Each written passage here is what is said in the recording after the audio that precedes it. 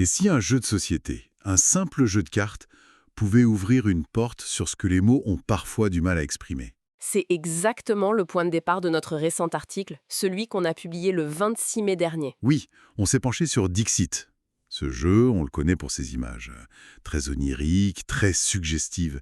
Et on s'est demandé comment il pouvait devenir un outil. Un outil puissant même. L'idée, c'était de voir si Dixit pouvait aider des personnes autistes à partager leurs expériences, leurs émotions. C'est souvent un vrai défi, hein. Tout à fait. Alors aujourd'hui, on va essayer de décortiquer un peu ça, de partager les points clés de notre recherche. Qu'est-ce qu'on a trouvé et pourquoi c'est important en fait? Alors, pour poser le contexte, notre étude, on l'a menée à l'université de Plymouth. On a travaillé avec 35 adultes autistes. Le principe était assez simple au fond. On leur a proposé d'utiliser les cartes Dixit pour parler d'un seul thème, l'autisme, leur vécu, leur perception. Et ce qui en est ressorti, c'était assez incroyable. On a vu émerger 3 grands thèmes, 3 axes majeurs dans les discussions. Le premier, assez logiquement, tournait autour des défis, les difficultés liées à l'autisme. Oui, les symptômes, l'anxiété, parfois le sentiment d'exclusion. Et les images choisies étaient fortes. Par exemple, cette carte de la prison sombre, elle est revenue plusieurs fois pour symboliser l'isolement, le stigma aussi. C'est ça. Ou d'autres images, des grottes ou cette fameuse boule à neige pour dire je vis dans mon monde un peu à part. Ça permettait d'exprimer la texture de la difficulté, pas juste le fait. Exactement. Mais il n'y avait pas que ça, heureusement. Non, et c'est crucial. Le deuxième grand thème, c'était les forces, les talents, les qualités uniques. Ah oui, ingénieux. Loin des clichés habituels, quoi. Tout à fait. Les cartes ont permis de parler de créativité, d'une perception différente, de ces passions intenses qui peuvent devenir de vraies expertises. Je me souviens d'une carte très colorée, un personnage en pleine création.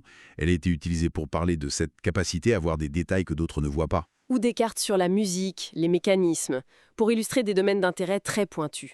Ça montre une autre facette, souvent méconnue. Ça rééquilibre un peu l'image, qui est souvent centrée sur les difficultés. Complètement. Et ça nous amène au troisième thème, peut-être le plus délicat. Le rapport à la société. Le regard des autres, les stéréotypes, et ce fameux masque social. Voilà, là aussi, les images étaient parlantes. Le monstre incompris pour évoquer la déshumanisation parfois ressentie.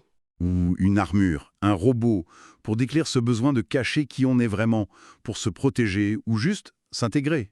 C'est là qu'on voit la force de l'image pour communiquer quelque chose de très viscéral. Et c'est ça le grand bénéfice de l'approche qu'on décrit dans notre article. Le jeu, en fait, il crée un cadre sécurisant. Moins direct, peut-être. Oui, s'appuyer sur une image, c'est plus facile que de chercher ces mots pour des choses complexes ou douloureuses.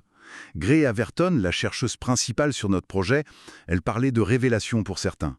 Une nouvelle façon de s'exprimer, en somme. Exactement. Et aussi de découvrir des vécus communs avec d'autres participants.